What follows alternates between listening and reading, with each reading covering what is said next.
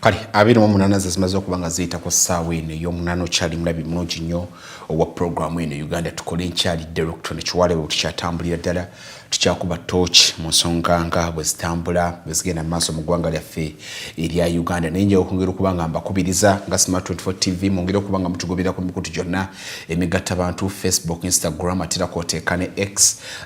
gye tuli nnyo TikTok oteeka butesi kigambo nti Smart 24 TV osobola n'okubanga otufuna butereevu nnyo ku website yaffe atera kwoteeka osobola okubanga otugoberera ku YouTube channel yaffe ng'ogoberera programs zaffe nga bwe tuziteekayo ate weerabira tuli ku DSTV 372 ate Go TV osobola okubanga otufuna ku 320 oluno ku free to air nayo osobola okubanga otufunira ddala nosobola okubanga ogoberera programs zaffe nga bwe tuziteekayo bitambula bitya abagenda mu maaso okubanga muli ku mirimu gyammwe egy'enjawulo nga mukola akasana kagenda mu maaso okubanga kokememula lunaku lwakuna bwe weetegereza wiki yo tuli mu nnaku ezikomekereza wiki kubanga enkya lwakutaano tukimanyi bulungi nti olwokutaano bwe tutuuka wiki ne tuba tugisiibulidde ddala so kitegeereza kiddala nti ebyo wateekateeka okubanga okola mu wiiki eno olina okwongera okulaba nga at least ko bye wateekateeka okubanga okola ku 10 at least olina okubanga ebitundu gamba nga nkaaga osobodde okubanga obituukako naddala ku goals wali ayagala okubanga wachivinga mu eno wiiki naye January bwe mwetegereza abalayiko nnaku ntono nnyo okulaba nga na January lero tumusiibula so n'okulaba ndowooza tewali buddo manyi ekintu ekisinga okubanga kitulemesa okubanga tutuuka ku bintu bituba tuteeseteese okubanga tukola tulowooza tulina obudde osanga omunagamba nze nja kukola ekintu nolowooza nti nolowooza nti olina obudde naye ng'obudde tetuyina so tandikirawo okubanga okola ate ebintu bye nga bitambulira ddala amanitesa nabatulabirako mu kafumbe mu kasaludi bangambye kwe muli nnyo mwe balinnyo abagenda okubanga abagenda mu maaso okubanga mugoberera Matuga Kawanda gendera ddala eri Kirinnya Bigo bangambye kwe muli nnyo awo ne Kawempe akoteeka akawunda Kawempe Tula tekakati engeri enjawulo ndowooza Kawempe ennaku zino kakati bali mu keetereekero kakulaba nga bajjuza ekifo ky'omubaka wabwe ddala Kawempe y'omumambo Kawempe North bali mu nteekateeka nabyekawe yali omuyambi w'omubaka Ssegirinya mukulu Alex Wembo yavuddeyo n'alaga interest n'agamba bannange nagenda kubanga nzija okubanga ate nzira mu bigere bya mukama wange yavuddeyo n'ategeeza nti yasiramuka naye sources ez'enjawulo zigamba nti mukulu osiramusi kaakati just oyagala kuba kalulu naye byonna byebyo nalabyeko ne namwandu wa Honorable Ssegirinya yali namwandu wa Honorable Ssegirinya yali yavuddeyo ne yeesoma n'agamba nange ekifo ekyo nkyagala kati kwegamba tukyali bwekyo naye ndowooza abakulu balina okwongera okulaba ndowooza bakola amateeka balina okwongera okulaba nga ate samawunduza bagakyusaamu kubanga bwe weetegereza okujjako ng'omubaka afudde ng'ebula emyezi 3 balonde abo batayinza gendera ndowooza mu by election naye oluusi osanga nti kakati balinawo bagenda kudda mu by election balonde omubaka ono agenda kugenda mu paalamenti alina okufuddamu afune emmotoka kakati ate agenda kubanga yakafuna ez'emmotoka ebyo byonna abifunye tumalire ate tudde mu kalulu akalala ataddemu yeesimbewo oluusi ogenda n'olabamu n'ogamba nti Electoral Commission nsaasaanya y'ensimbi ezo anyway mulimu gwabwe naye awo gamu kwagamba teeka galina okubanga gakyusibwako nti because bwetegereza abakulu abateekateekera parliament ateesiko buli mwaka bateekateeka nti ateesiko basuubira abantu nga bamabeka ba parliament nga 5 ku 4 basobola okubanga bafa kumpi mu buli mwaka ensimbi ezo weeziri naye ndowooza amateeka galina okukyukamu nti oli bwafa mu mwaka ogusembayo ogwakalulu ekifo ekyo kirina okubanga at least ko maybe they delegate okwongera okulabanga ensimbi y'omusolo teyonooneka nnyo because right now Electoral Commission ino okuddamu okuyambako okujjuza ekifo ekyo abantu baddemu balonde waitewo nnaku ntono emyezi mitono nnyo ate era tuddemu baddemu mu campaign kati kwegamba oluusi genda n'obitune n'ogamba anyway kyonna kyekiri mukama waffe mutonzi waffe yasalawo naye muzikirize tuleko ku ensonga gy'enjagala okubanga twetegereza y'ensonga y'abaana naddala abatikkirwa naddala okusingira ddala abaana abakola ebyuma bikalimagezi bana bakola ebyuma bikalimagezi bongedde okubanga batikkirwa era kiragira ddala nti bannayuganda bangi nnyo batanidde nnyo ebyuma bino bikalimagezi bwetegereza kakati ku bantu abakozesa amasimu abali ku mikutu emigatta tulaba nti enamba egenda yeeyongerako abo bali bamukulu bamukiza bali batubuuza ebibuuzo wano mu biseera by'okubala abantu batubuuza nga nina essimu olina laptop bitugamba ng'ebyo era ndowooza bwetegereza ebibalo bantu bangi nnyo kati balina access ku gadget nga zino ng'amasimu naye okujja kw'ebintu bino okujja kwa tekinologiya ono kuleese ebizibu bingi nnyo naddala ensonga y'abantu okufiiribwa tuyinza okuyita ba scammers bayongedde okubanga bafiira abantu omulimu guno kakati tulaba kati kisusse nnyo nti bannaffe ab'ebyokwerinda balina okukyusa kakati ne mu training ze babawa omanyi ekiswa bwe kikyusa enkola naawe olina okukyusa wekikyusa amaaso y'envumbo olina okuba ng'okyusa naku zino olaba kati obubbi ku mikutu emigatta abantu buyitirivu nnyo abantu baakinga mu akaunti z'abantu ne bababba ate kakati tuli mu biseera nga ne AI artificial intelligence naye yeefudde ekizibu alimu ebirungi naye ate alimu n'ebibi so tulina okulaba nga bannaffe abakwasisa amateeka oba bafune endowooza kakoosi akasomesebwa naddala engeri bayinza okuba nga bakwatamu emikutu bakwatamu naddala abantu ababbira ku mikutu gino emigatta abantu because ndowooza ekiri kyalemesezza okulaba nga embeera eno bagirinnya ku nfeeto okulaba nga abantu abayinza okuvaayo okulaba nga balondoola abo ababbira ku mikutu emigatta abantu laba nti nno bakyali batonotono Uganda Police awo bunafu bukyaliwo nnyo ate nga buli lukya kigenda kyeyubula mwaka guwedde twalaba ensimbi ezabbibwa mu banka ya Uganda nga bazibba era nga bayita ku mikutu migatta abantu kati kwegamba kyekizibu ebimu ku ebyo tugenda okuba nga twolekera mu myaka 10 oba myaka 5 gye tugenda mu maaso wano nti singa gavumenti tevaayo okulaba nga eteekateeka bulungi nnyo naffe abantu kwebeereramu twolekedde obuzibu bungi nnyo obw'enjawulo kakati oli atandika n'okutandikawo omulimu n'agula kompyuta ye naye nga ye agula buguzi masimu netusooke twebuuze abantu bano amanamba bagajjawa amanamba gano ag'amasimu bagajjawa oli n'amaye n'agamba nti kati ngenda kukubira gundi ono bazijjawa that means ababyokwenda balina okubaako okunoonyereza okw'enjawulo kwe bakola olwo amawulire mangi nnyo gavaayo nti oluusi bannaffe abakola mu makampani g'ebyempuliziganya be balinkinga information nti gundi ono mumukeberemu mumukolemu bwe muti ne bwe muti abakola n'okunga kulaba nga ne information baginoonyerezaako because abantu bayitirivu nnyo babbiddwa abantu bayitirivu nnyo babbiddwa natera nga babbibwa ku nkola eno ey'emikutu emigatta abantu ennaku zino emikutu gyabwe bagiyingira mudira nnyo okulaba abayimbi ab'enjawulo nga basasanyiza obutambi bwabwe obw'obuseegu babusasanyiza ne bavayo bagamba bannange siffe simu bagibbye oli n'asobola okuba nga akinga mu simu yange n'abukola ki n'asobola okuba nga abuta kati kwegamba it is one of the biggest problems. Cyber security is one of the biggest problem. Ggwanga gye twolekedde nga abakulu balina okuteekawo nnyo essira mwaka guwedde twalabako minisita w'ebyempuliziganya minisita w'ebyamawulire Christopher Lyomunsi naye baamufera is a victim, is a potential victim of this. Nti wayo oli ku rediyo ntye ogenda kwogerako eri eggwanga n'amala okwogera n'abaweereza emitwalo 5 ninga ne rediyo gyayogereddeko teriiyo kati bwetwogereramu nti bubbi buno bukuzi kakati butuuse ne mu bakungu ba gavumenti nti kati nabo babakwatako ate tebakomyawo ababbira ku mikutu gino emigatta abantu kakati ate bayingiddeko ne mu banka ya Uganda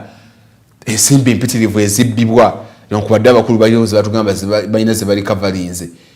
naye kyekizibu ekine kakati okubanga kitunuulirwa tutuuse kusanga tulina okufunayo ndowooza ka unit oba force unit yonga yo ekwasaganya ekyo ky'abantu babbira ku mikutu migatta abantu ndowooza tugenda okubanga tugendaawo because bantu bayitirivu nnyo babbibwa mobile money omuntu obeera ne ssente ku mobile money ne ziyitawo omuntu otuuka mu banka nga ogitwala n'ogiteresa ensimbi banka negamba nti akawunti eraga eri empty nti teziriiko nsimbi zo wazijjayo naye ng'omuntu tajjayo nsimbi naaba nga afiirizibwa mu ngeri emu oba mu ngeri endala so kizibu kinene nnyo kirina okuba nga kinogerwa eddagala era ab'ebyokwerinda Uganda Police mwabalina okulaba nga mutuula because yes tukkiriza nti emyaka police bwe baali bagitandikawo ne mu ggwanga lyaffe erya Uganda ebizibu ebyo tebabitunuulira no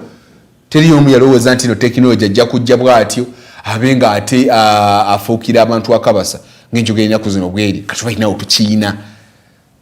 abantu bangi babbibwa ensimbi oli n'abanga alina bagamba bakubira nti omanyi nti era tugenda kugiblockinga nti gundi ate oluusi bakuyita n'amannya go information eno bagijjawa enamba bazijjawa so ndoza tutuse ndeye ko bannayuganda banyonga baroyiziza concerned kati tutuse ku kiseera ekyokulabanga tufunayo ndoza ka unity mu poliisi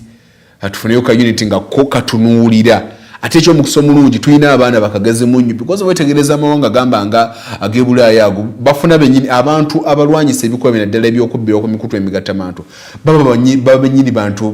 bakola mu bima bino bikalimagezi tibajja kukwata oli yasoma bya bulimi ku lutu amanyi okuba emmundu gwe baleeta abenga alwanyisa obubbi buno obwokubba nga bayita ku mikutu emigattamantu no bajja kufuna bahaka benyini nyini. So Uganda Police, where are you? Bantu babbibwa musirise unit tutuze afanda basi byakagawa tutaga unit nga yo purposely ekwasaganya kino because wotugenda myaka nga 10 oba myaka 5 okuva kati obubbi buno bw'okugamba nti no tugenda kulumba kakati tuguddewo oluggiru tuyingidde bakutaddeko ebijambiye bugenda kendeera naye ate waliwo buno obw'emikutu emigatta bantu obweyongedde ennyo ng'ate buli kanaku bweyobulira ddala abantu ne baakinga mu akawunti z'abantu ne bajjako ensimbi nonkubadde ab'ebyokwerinda basirise kale katusabe ab'ebyokwerinda ekyafanda basi byakagaba ekyo mu kitereeze kiba kyetaaga nga bwe mwateekawo jaati twetaaga ndowooza ne ka force within Uganda Police nga ko kakwasaganya cyber security eno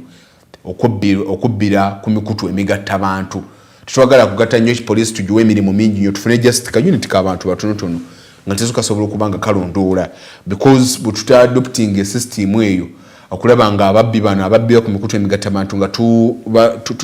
basitopingibwa tujja genda okuwulira nti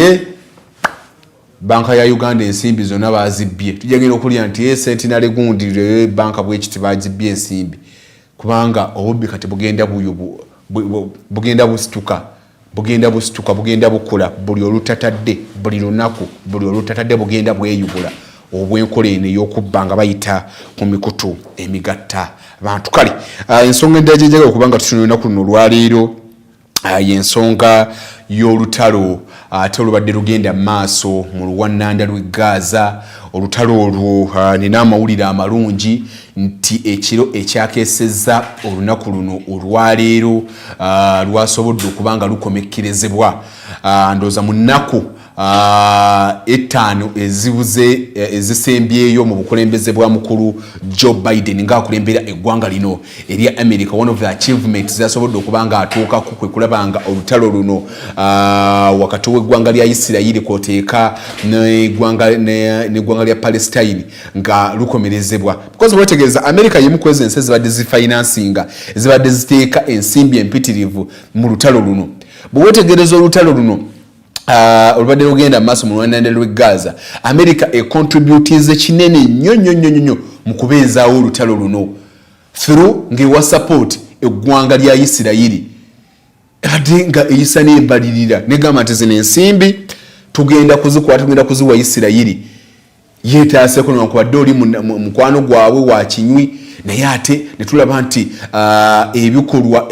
oba response Isirayiri gye badde ekola ku mawanga gambanga mu lwannanda lw'e Gaza ebadde y'amaanyi era bintu bingi nnyo olutalo lutuuse okubanga lukomekkerezebwa nga bintu bingi nnyo byabuwana n'ebyonoonese ebyobusuubuzi right now biri wansi ddala. Wetegereza ebimu ku ebyo ndowooza ebyafulumanga eyo mu lwannanda lw'e Gaza eyo abantu abasiraamu abo baakufulumyanga eŋŋano ne tutuusa okubanga tutuuka wano naye nga ebyenfuna by'amawanga ago naddala amawanga gambanga Palestine nga bikendedde ezaali enzi z'amafuta zonna zongedde okubanga zikolapusinga tutano tugenza okubanga lukomekkerezebwa nga bese ezaali ez'ebyokulwanyisa zoonooneddwa ebyali ebibuga amatobuta nga byonooneddwa nabadde ndabalabakaawo ku bantu abakasidde okubanga bafiiridde mu lutalo luno nga basukka mu bantu 1,000 Abapalestine abafudde naye ng'ate America ebadde ensaale nnyo mu kufinansinga olutalo luno n'okulubeezaawo nga ewa Isirayiri ensimbi kwoteeka n'ebyokulwanyisa niwankubadde nalabyekaawo ndowooza bwetegereza mukulu Donald Trump oyo ndowooza era nalabyekuba abantu naddala abatunuzi b'ensonga bannyonnyola nti pressure ndowooza okusinziira ku bigambo ebyali byayogerwa mukulu Donald Trump ng'akya campaign because ekyogera kati nagamba nti waliwo yazitenazo useless wars America ze yenyigiramu yibwa atuuka omukulembeze bwafuuka omukulembeze w'eggwanga lya America agenda kuzitobeka kudamu kufinancinga kiki kyayita useless wars oba entalo ezitagasa because America ine entalo mpitirivu okukulya nti luno luli mu Ukraine egiwa ensimbi bakyagenda maaso okubanga balwana ate mu Rwanda lwa Gaza balina okubanga babawa Donald Trump yagamba esigenda kubanga nzitekamu nsimbi ndoza kikyaleeta Israel yagamba manyi atwogere kubanga otwa tetufuna nsimbi ezo because wategeeza ota lulimu ebirungi n'ate lulimu n'ebibi bakoze abatunda ebyokulwanyisa bo basobodde okubanga bafuna ensimbi because bubondo bungi nnyo obwenja bubadde bujja nga butunda ebyokulwanyisa nga bubiguza nga ebyokulwanyisa babiguza Israel ate nga babiguza n'Abapalestine so bo bafunyemu era olutalo okukomekerera waliwo era abanyiize nekubadde abantu babulijjo basanyuka nti obulamu bwabwe bagenda kuddamu bazimbe ensi yaabwe bagenda kuddamu bazimbe ebibuga byabwe ebyobusuubuzi biddemu okubanga bitambula naye ate waliwo abawakana bagamba talo luno ngeri gye lukomekereriddwamu twali tukyayagala tube nga tutunda ebyokulwanyisa so mukulu Joe Biden ndoze kyekirabo kyasobodde okubanga awa eggwanga lya Palestine mu bukulembeze bwe era olunaku lujjo byatuukiddwa kayandowooza bwetegeeza ne Secretary of Defense mukulu Blinken badda akola ku nsonga z'ebweru mu ggwanga lya America akoledde endowooza omulimu gw'amaanyi nnyo kubanga oluusi abadde ku nnyonyi genda tuteeseganye n'abakulu bonna munda mu ggwanga lya Isirayiri bakkaanyiza okuteeka wansi ebyokulwanyisa n'Abapalestine ne bakkiriziganya bateeke wansi ebyokulwanyisa ate buli omu abasibe yali yakwata babayinza okuyita aba captives buli omu aweeyo be yakwata emirembe gibe nga gibukana ate entalo oyinza okwebuuza nti olutalo lubaddewo nti gwe mulundi ogusoosa kati ekirina okuba nga kikola kulaba nga emirembe lwali naawe egiriwo nga gibeerawo lubeerera because gwe okusoose bano nga balwana kuva nga Isirayiri yakatondebwawo bano bazze bagugulana luvannyuma lwa myaka 10 balina okuddamu okugugulana naye ekyenjawulo ekiriwo ku mulundi gwe kitwaga okuba nga tutunuulira nti emirembe egiri mu ggwanga lya Gaza balinawo gye bagenda okubanga egiri mu lwannanda lw'e Gaza kukulaba nga emirembe gino gibeerawo si kubanga balwanagana because bantu bangi nnyo abafiirwa ebizimbe bingi nnyo utalo lugenza okubanga lukomekereza ndoza polisi yafunyamba ntira ekifaananyi ekiraga olwannanda lw'e Gaza nk'ebyali ebizimbe ezaali agali amakampani agali amaka g'abantu gafuuse matungu tero terina kyerugattako nokwadde waliwo abalufunamu naye ate kyongera kizza wansi kizza mabega ebyenfuna by'eggwanga ndaba mu ggwanga lya Libya y'emu ku amawanga agaali gaweerera ddala agaali gasobola okuba nga gatunda amafuta agaali gakulaakulana kyekyo faananyi ebyo lwannanda lw'e Gaza kibuga kibadde kyaka omuliro bizimbe ebyamaanyi ne biba nga bikolapusinga jasooke tulabe ku mukulu Joe Biden bwe yabadde ayogerako eri bannamawulire naddala nga alangirira okukomekerezebwa kw'olutalo luno olubadde lugenda mu maaso mu luwannanda lw'e Gaza nkomewo tutandikira. And the release of a number of hostages held by Hamas, including women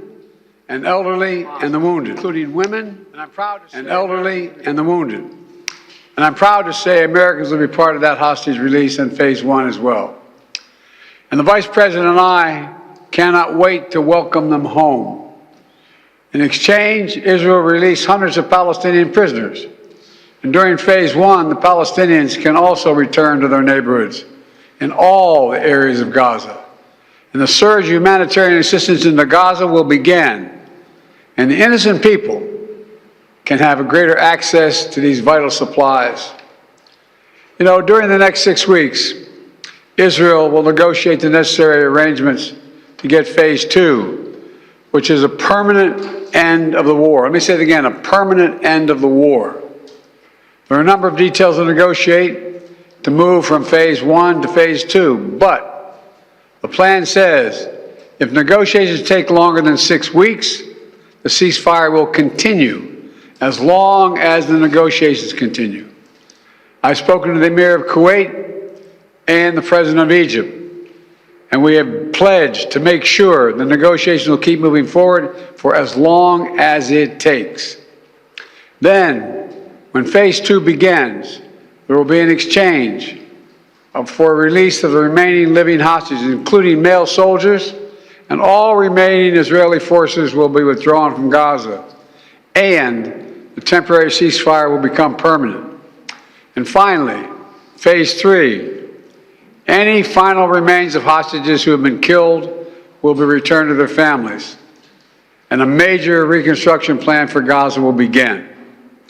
This is the ceasefire agreement I introduced last spring. Today, Hamas and Israel have agreed to that ceasefire agreement and the whole ending the war.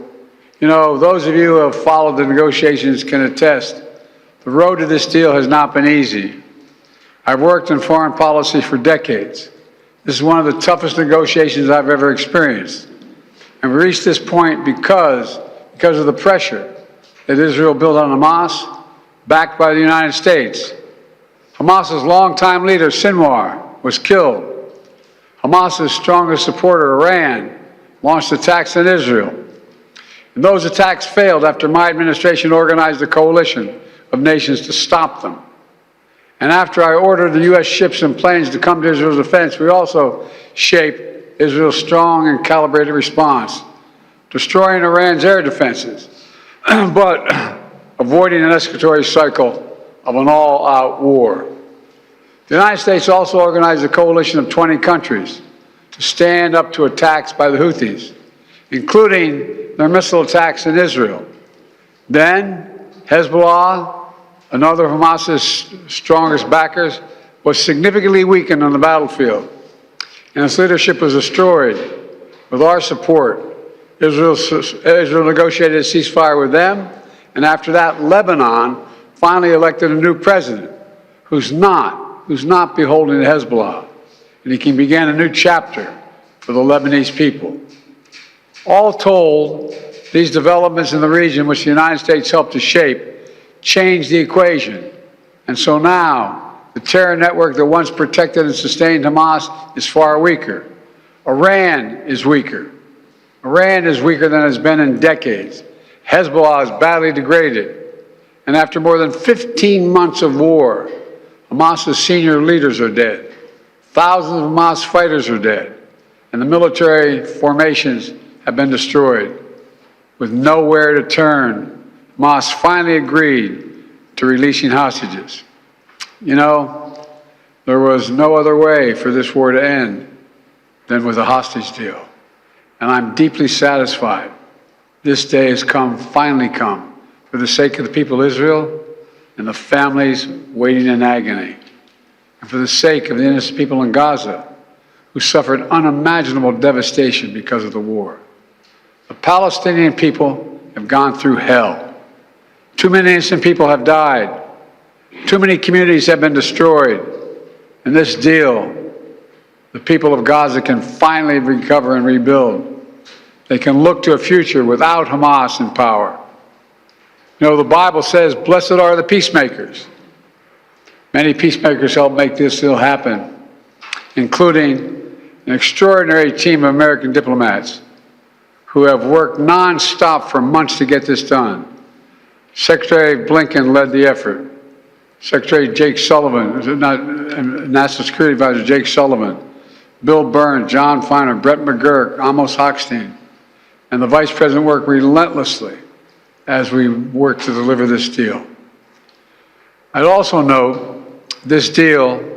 was developed and negotiated under my administration, but its terms will be implemented, for the most part, by the next administration. In these past few days, we've been speaking as one team. This has been a time of real turmoil in the Middle East. Poterevu watu President w'eggwanga lya America asuubira okuba nga awaayo obuyinza mukulu Joe Biden bwe yabadde nga ayogerako eri bannamawulire ng'alangirira ate okuteeka wansi kw'ebyokulwanyisa mu ggwanga lya Isirayiri kwoteeka n'oluwannanda lw'e Gaza amawanga manga Lebanon. Ndowooza katusuubire ekifuniddwa ekyokuyiga ebituukiddwako mu lutalo olwo abakulu bajja kuddamu kuwakula ntalo kubanga ebyali ebibuga kakati bifuuse matongo atera kwoteeka n'abantu bangi nnyo abaluguzeemu obulamu kakati kiseera kya kuzimba nsi ezo kwoteeka n'ebitundu ebyali byayonoonebwa okulaba nga ate ebyobusuubuzi biddamu okubanga bitojja saga kubanga nsuka wano njaga kubanga mbaagaliza ekiseera ekiro gye tosubwa programu eddoboozi ly'eggwanga olunaku luno olwaleero tujja kuba tukuba torch mu nsonga ez'enjawulo ez'eggwanga naddala okusingira ddala ebyobufuzi mu mwaka gwa 2025 olunaku luno olwaleero ssaawa zijja kubeera 3 okutuukira ddala ssaawa zijja kubeera 5 ez'ekiro. DSTV kwe tuli Go TV tujja kubeerako ate free to air namwe mugenda kubanga ate mutoota buli tosubwa amulwe gaffe agafa mu byobusuubuzi gye gali ndabyeko Naomi Namusoke ajja kubeerawo nnyo ku ssaawa zijja kubeera emu gye nkolya n'egyali musibe bulungi tulabagana ekiro mu ddoboozi ly'eggwanga.